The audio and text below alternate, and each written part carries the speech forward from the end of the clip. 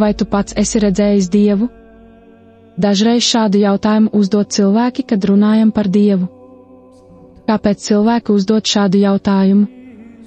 Viņi šaubās, ka Dievs reāli eksistē. Ik viens cilvēks daudzas lietas pieņem ticībā. Lietas, kuras viņš pats personīgi nav redzējis, bet tic, ka tā tas ir bijis un ka tā ir. Piemēram, es neesmu redzējis arhitektu un savu nama celtnieku, bet ticu tam, ka mans nams neradās pats no sevis.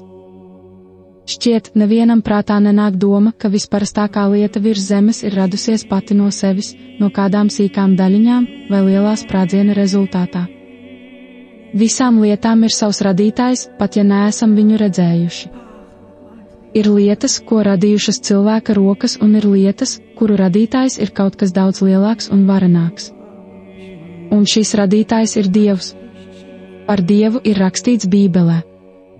Lūk, kas tur ir pateikts, ko var zināt par Dievu, tas ir skatāms cilvēka acīm. Tas ir redzams. Pat neredzot pašu radītāju, viņa mūžīgais spēks un dievišķība, kas ir no pasaules sākuma, izpaužas viņa radītajās lietās. Viss ir cilvēka acu priekšā. Šie vārdi liek noprast arī to, ka ne visu mēs varam zināt par Dievu. Tikai to, kas svarīgs un vajadzīgs Dievs ir atklājis cilvēkam. Kā Dievs to ir atklājis? Caur viņa radīto lietu aplūkošanu. Aplūkot, tas nav vienkārši apskatīties un sacīt, jā, tiešām skaisti.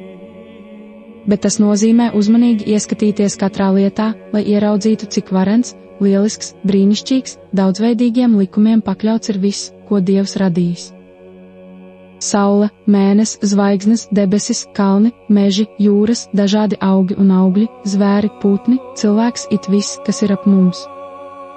Ja te redzam skaistumu un augstu uzbūves pakāpi, tad varam nojaust, par cik labāks un varenāks ir Dievs, kas visas šīs lietas ir radījis.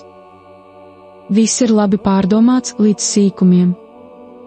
Viss ir savstarpēji saistīts. Viena lieta papildina citu. Bet cik daudz varenāks ir tas, kurš to radījis?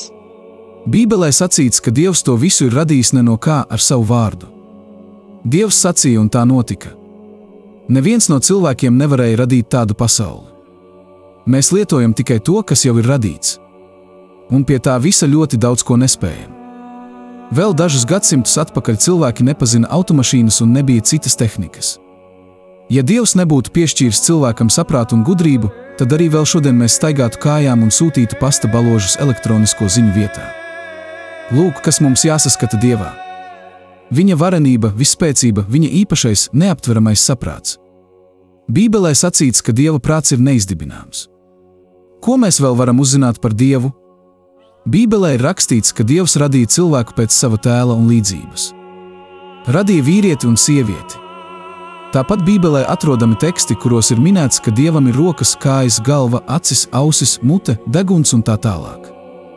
Tas nozīmē, ka mēs esam līdzīgi viņam. Bet jāsaprot, ka cilvēkam Dievs devis miesu no zemes pīšļiem, bet Dievam tas viss ir dievišķīgs, ne no šīs pasaules.